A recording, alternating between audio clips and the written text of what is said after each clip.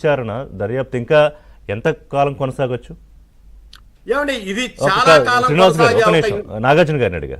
ఇప్పుడు టైం కోటాను అయింది. కోట్ల కుంభకోణం ఇది. దీని చాలా మంది పెద్దలు ఇంకా రైట్. పెద్దలు నాగార్జున రావాలి గారు ఒక ఇంకా. నిమిషం, శ్రీనివాస్ గారు ఒక నిమిషం వారు మాట్లాడేద్దాం. అందరూ మనకి చెప్తుంది ఏంటంటే ఇంకో 10-15 డేస్ లో ఫైనల్ ఛార్జ్ షీట్ వేస్తారు అనేటువంటిది మనకి కర్ణాకర్ణిగా వినిపిస్తోంది. Around 15th.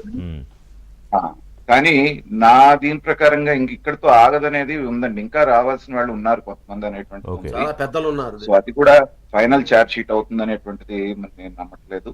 ఇంకోటి ఏంటంటే ఇందాక మా మిత్రులు శ్రీనివాస్ గారు మాట్లాడుతూ చెప్పారు, గతంలో ఒక ఎమ్మెల్యేకి ఏంటంటే ఒక 50 కోట్లు 100 కోట్లు జీవితకాలంలో ఆయన 5 సంవత్సరాలు సంపాదించుకుంటే గొప్ప అంటే, వైసీపీ వాళ్ళు వచ్చిన తర్వాత ఏంటంటే అసలు మామూలు వ్యాపారాన్ని కార్పొరేట్ స్టైల్ తీసుకెళ్తారు చూసారా, అలాగే మీ పొటెన్షియల్ ఇది కాదయ్యా, ఎమ్మెల్యే అంటే ఒక 1000 కోట్ల దాకా సంపాదించుకునే అవకాశం ఉంది అని చెప్పేసి అని వాళ్ళు ఒక బెంచ్ మార్క్ సెట్ చేశారు. అలాగే శ్రీనివాస్ గారు ఇందాక 2-3 పేర్లు పలకరించారు, వారంపూడి చంద్రశేఖర్ వీళ్ళు అని. ప్రజల తరపున శ్రీనివాస్ గారికి ఒక ఇదేంటంటే ప్రజలు ఏమనుకుంటున్నారో చెప్తున్నాను. వారంపూడి చంద్రశేఖర్, పెద్దిరెడ్డి రామచంద్రారెడ్డి వీళ్ళ మీద అసలు మాట కూడా ఎత్తట్లేదు ఏంటి ఈ కూటమి ప్రభుత్వం అనేటువంటిది ప్రజలు అనుకుంటున్నారు. కాబట్టి మాటలతోటే కాకుండా వాళ్ళ మీద కూడా చర్యలు ఉంటే బాగుంటుంది అనేటువంటిది నా భావన అండి. ఓకే బ్రదర్, ఏం చెప్తారు ఫైనల్గా? సార్, సజ్జల గారు ప్రెస్ మీట్లో ఒక ఎలిగేషన్ ఎవరు ఎత్తారు, మళ్ళీ కనపర్తి గారు మాట్లాడతారు అనుకున్న